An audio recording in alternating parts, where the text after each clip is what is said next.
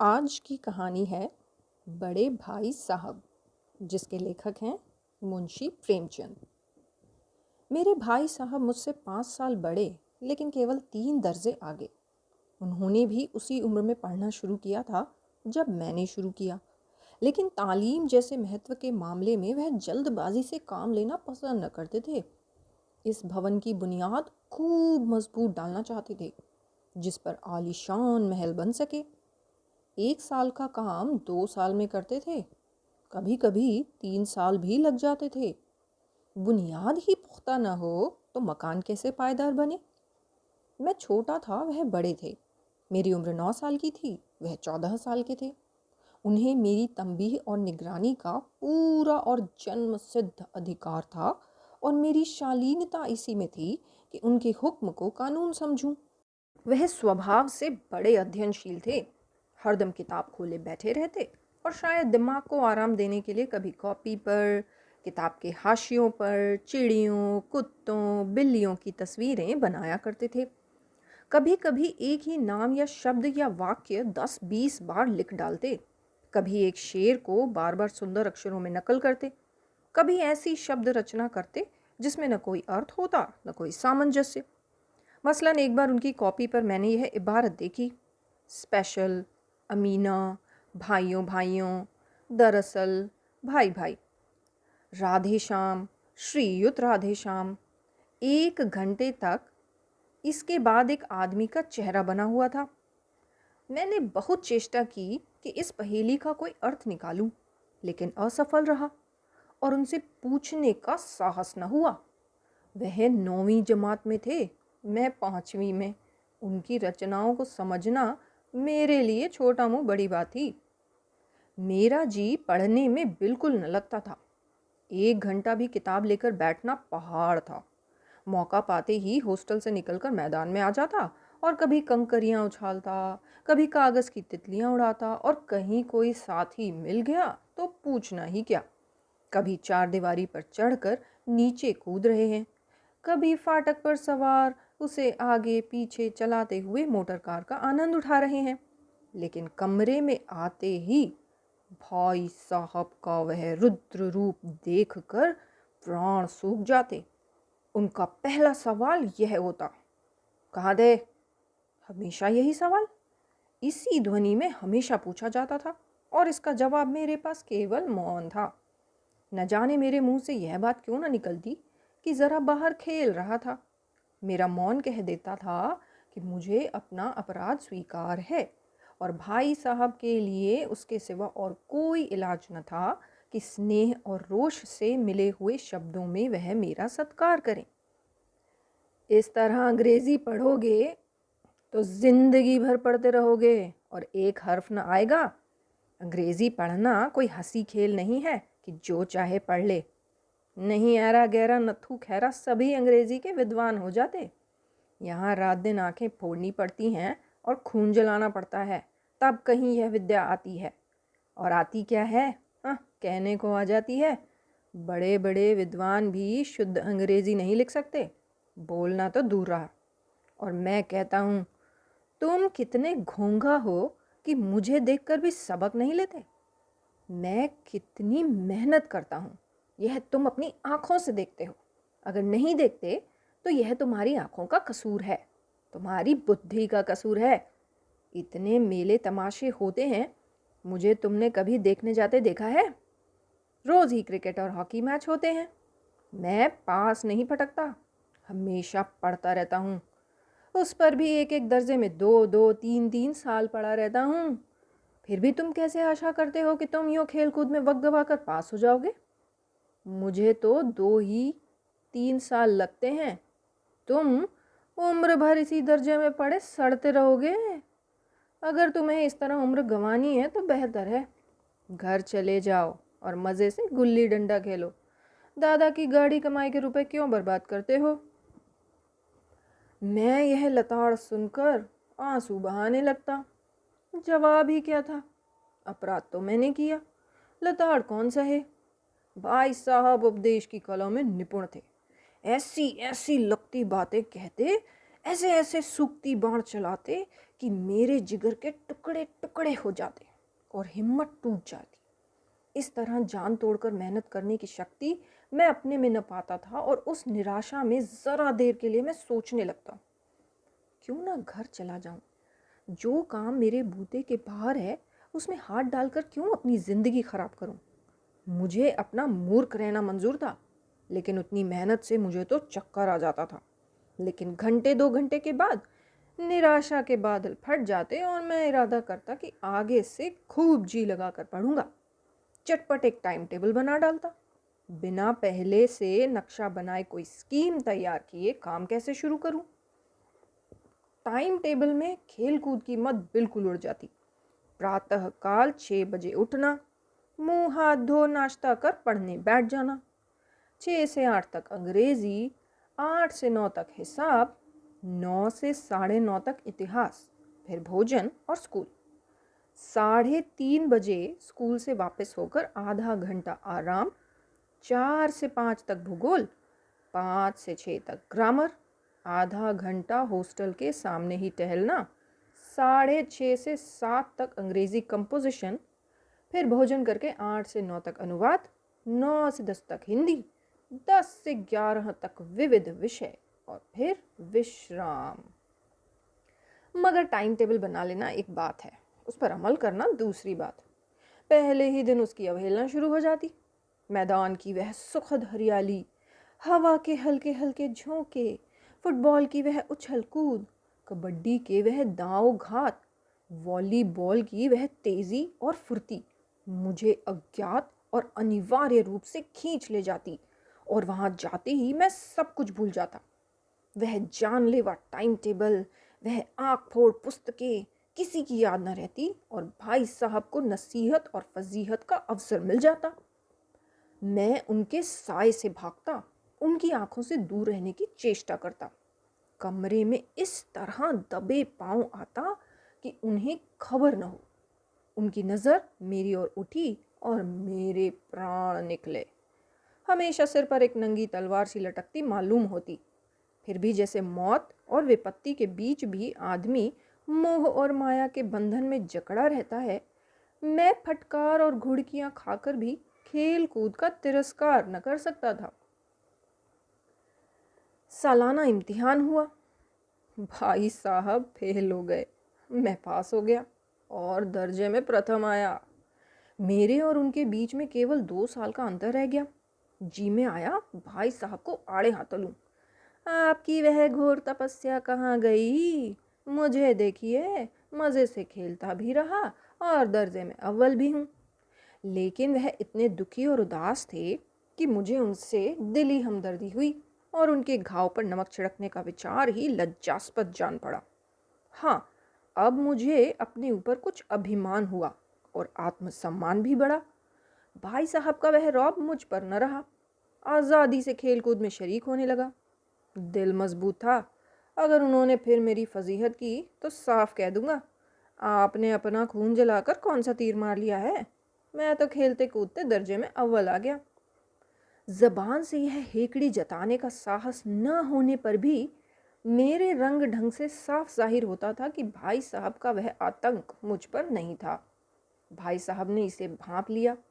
उनकी सहज बुद्धि बड़ी तीव्र थी और एक दिन जब मैं भोर का सारा समय गुल्ली डंडे की भेंट करके ठीक भोजन के समय लौटा तो भाई साहब ने मानो तलवार खींच ली और मुझ पर टूट पड़े।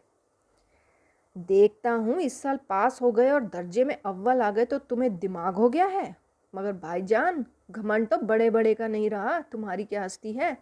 इतिहास में रावण का हाल तो पढ़ा ही होगा। उसके चरित्र से तुमने कौन सा उपदेश लिया या यूं ही पढ़ गए? महज इम्तिहान पास कर लेना कोई चीज़ नहीं, असल चीज़ है बुद्धि का विकास। जो कुछ पढ़ो उसका अभिप्राय समझो।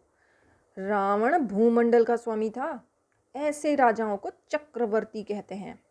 आजकल अंग्रेज़ों के राज्य का विस्तार बहुत बड़ा हुआ है, पर इन्हें चक्रवर्ती नहीं कह सकते। संसार में अनेक राष्ट्र अंग्रेज़ों का आधिपत्य स्वीकार नहीं करते, बिल्कुल स्वाधीन है। रावण चक्रवर्ती राजा था। संसार के सभी महीप उसे कर देते थे।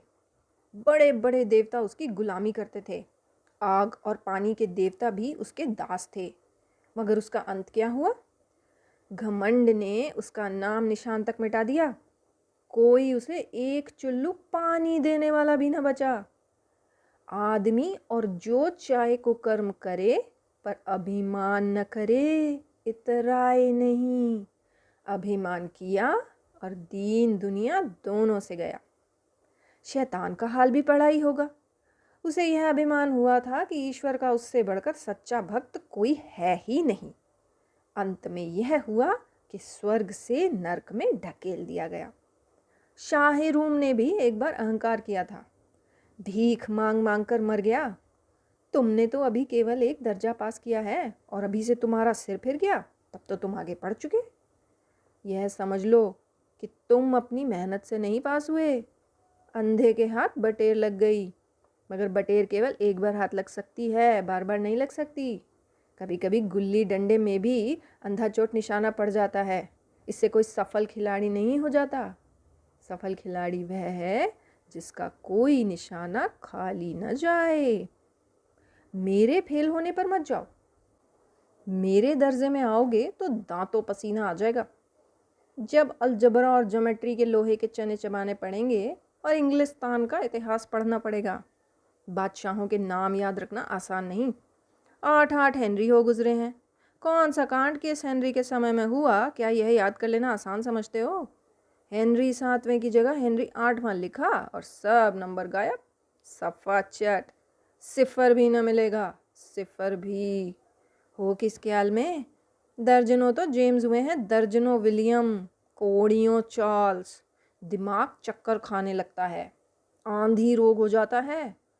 इन अभागों को नाम भी न जुड़ते थे। एक ही नाम के पीछे दोयम सोयम चहारुम पंचुम लगाते चले गए। मुझसे पूछते तो 10 लाख नाम बता देता। और ज्योमेट्री तो बस खुदा ही पना। अ ब ज की जगह अ ज ब लिख दिया और सारे नंबर कट गए। कोई इन निर्दयी मुमतहिनों से नहीं पूछता कि आखिर अ ब ज और अ ज ब में क्या फ़र्क है, और व्यर्थ की बात के लिए क्यों छात्रों का खून करते हो। दाल भात रोटी खाई या भात दाल रोटी खाई, इसमें क्या रखा है। मगर इन परीक्षकों को क्या परवाह। वह तो वही देखते हैं जो पुस्तक में लिखा है। चाहते हैं कि लड़के अक्षर अक्षर रट डालें, और इसी रटंत का नाम शिक्षा रख छोड़ा है। और आखिर इन बेसिर पैर की बातों के पढ़ने से क्या फ़ायदा। इस रेखा पर वह लंब गिरा दो तो आधार लंब से दुगना होगा। पूछिए इससे प्रयोजन। दुगना नहीं चौगुना हो जाए या आधा ही रह जाए मेरी बला से। लेकिन परीक्षा में पास होना है तो यह सब खुराफात याद करनी पड़ेगी।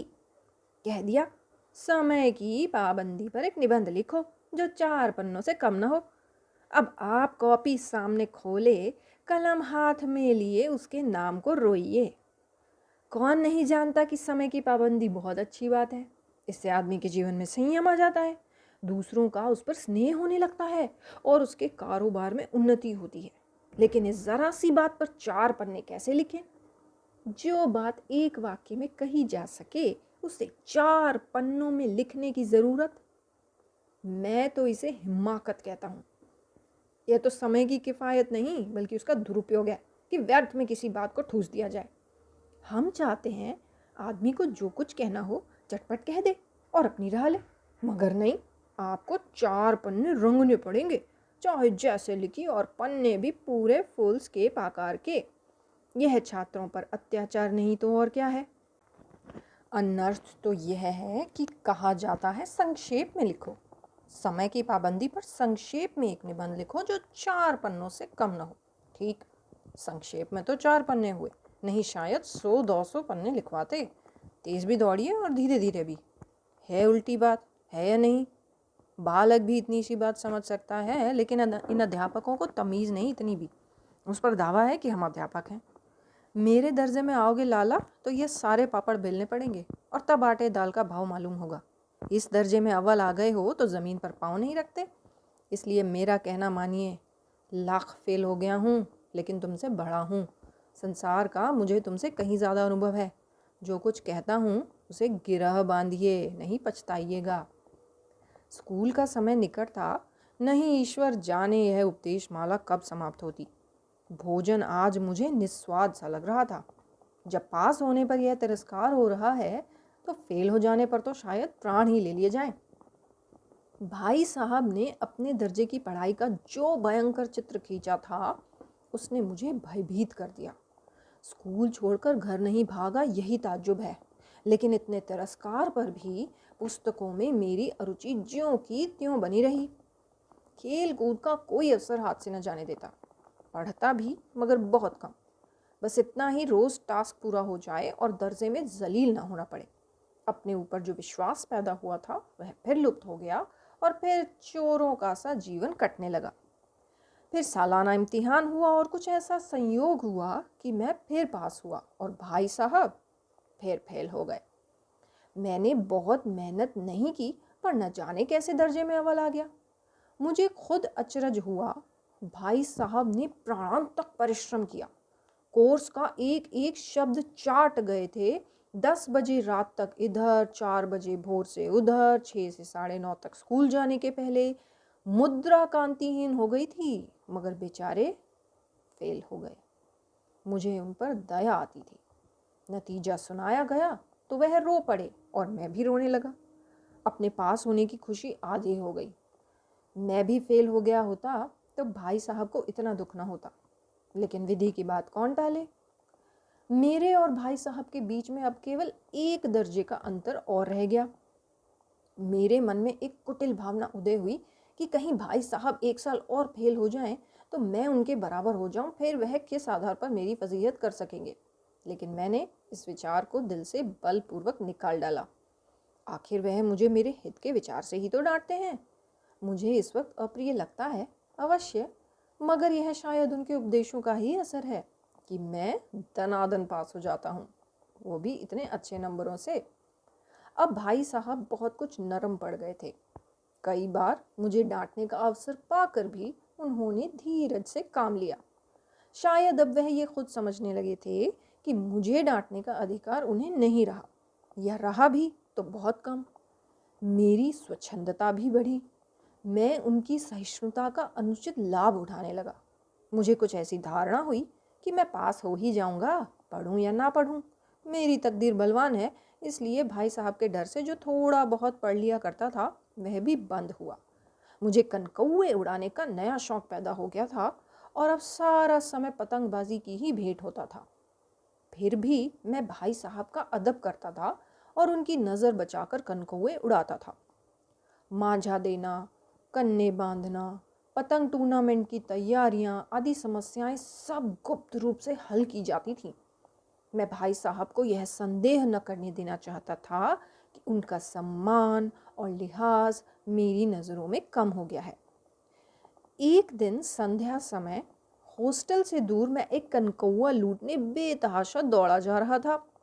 आंखें आसमान की ओर थी और मन उस आकाशगामी पथिक की ओर जो मंद गति से झूमता पतन की ओर चला आ रहा था, मानो कोई आत्मा स्वर्ग से निकलकर विरक्त मन से नए संस्कार ग्रहण करने जा रही हो। बालकों की पूरी सेना लग्गे और झाड़दार बांस लिए इनका स्वागत करने को दौड़ी आ रही थी। किसी को भी अपने आगे पीछे की खबर न थी। सभी मानो उस पतंग के साथ ही आकाश में उड़ रहे थे, जहाँ सब कुछ समतल है। न मोटर कारें हैं, न ट्राम, न गाड़ियाँ। सहसा भाई साहब से मेरी मुठभेड़ हो गई, जो शायद बाजार से लौट रहे थे। उन्होंने वहीं हाथ पकड़ लिया और उग्र भाव से बोले, इन बाजारी लौंडों के साथ ढेले के कनकौए के लिए दौड़ते तुम्हें शर्म नहीं आती? तुम्हें इसका भी कुछ लिहाज नहीं कि जब निजी जमात में नहीं हो तुम, बल्कि 8वीं जमात में आ गए हो और मुझसे केवल एक दर्जा नीचे हो। आखिर आदमी को कुछ तो अपनी पोजीशन का ख्याल रखना चाहिए। एक ज़माना था कि लोग 8वां दर्जा पास करके नायब तहसीलदार हो जाते थे। मैं कितने ही मिडिलचियों को जानता हूँ जो आज अव्वल दर्जे के डिप्टी मजिस्ट्रेट या सुपरिटेंडेंट हैं। कितने ही 8वीं जमात वाले हमारे लीडर और समाचार पत्रों के संपादक हैं।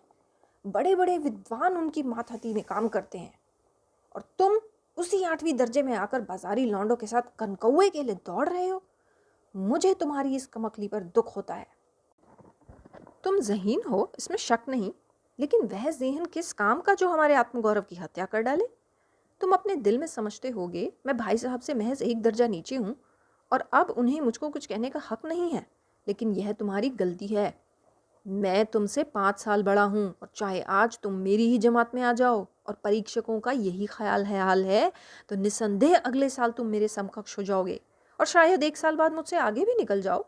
लेकिन मुझ में और तुम में जो 5 साल का अंतर है उसे तुम क्या, खुदा भी नहीं मिटा सकता। मैं तुमसे 5 साल बड़ा हूँ और हमेशा रहूँगा। मुझे दुनिया का और ज़िंदगी का जो तजुर्बा है तुम उसकी बराबरी नहीं कर सकते, चाहे तुम एमए और डीफिल और डीलिट ही क्यों ना हो जाओ। समझ किताबें पढ़ने से नहीं आती, दुनिया देखने से आती है। हमारी अम्मा ने कोई दर्जा पास नहीं किया और दादा भी शायद 5वीं 6ठी जमात के आगे नहीं गए, लेकिन हम दोनों चाहे सारी दुनिया की विद्या पढ़ लें, अम्मा और दादा को हमें समझाने और सुधारने का अधिकार हमेशा रहेगा। केवल इसलिए नहीं कि वे हमारे जन्मदाता हैं, बल्कि इसलिए कि उन्हें दुनिया का हमसे ज़्यादा तजुर्बा है और रहेगा। अमेरिका में किस तरह की राज व्यवस्था है और 8वें हेनरी ने कितने ब्याह किए और आकाश में कितने नक्षत्र हैं, यह बातें चाहे उन्हें न मालूम हो, लेकिन हज़ारों ऐसी बातें हैं जिनका ज्ञान उन्हें हमसे और तुमसे ज़्यादा है। दैव न करे आज मैं बीमार हो जाऊं तो तुम्हारे हाथ पांव फूल जाएंगे। दादा को तार देने के सिवा तुम्हें और कुछ सूझेगा नहीं, लेकिन तुम्हारी जगह दादा हो तो किसी को तार न दें, न घबराएं, न बदहवास हों। पहले खुद मर्ज पहचान कर इलाज करेंगे, उसमें सफल न हुए तो किसी डॉक्टर को बुलाएंगे। बीमारी तो खैर बड़ी चीज़ है, हम तुम तो इतना भी नहीं जानते कि महीने भर का खर्च महीना भर कैसे चले। जो कुछ दादा भेजते हैं उसे हम 20-22 तक खर्च कर डालते हैं और फिर पैसे पैसे को मोहताज हो जाते हैं। नाश्ता बंद हो जाता है, धोबी और नाई से मुंह चुराने लगते हैं। लेकिन जितना आज हम और तुम खर्च कर रहे हैं उसके आधे में दादा ने अपनी उम्र का बड़ा भाग इज्जत और नेकनामी के साथ निभाया है और कुटुंब का पालन किया है, और जिसमें सब मिलकर 9 आदमी थे। अपने हेडमास्टर साहब ही को देखो, एमए है कि नहीं, और यहाँ के एमए नहीं, ऑक्सफोर्ड के 1000 रुपये पाते हैं। लेकिन उनके घर का इंतज़ाम कौन करता है? उनकी बूढ़ी माँ। हेडमास्टर साहब की डिग्री यहाँ बेकार हो गई। पहले खुद घर का इंतज़ाम करते थे, खर्च पूरा ना पड़ता था, कर्जदार रहते थे। जब से उनकी माता जी ने प्रबंध अपने हाथ में ले लिया है, जैसे घर में लक्ष्मी आ गई है। तो भाईजान, यह गरूर दिल से निकाल डालो कि तुम मेरे समीप आ गए हो और अब स्वतंत्र हो।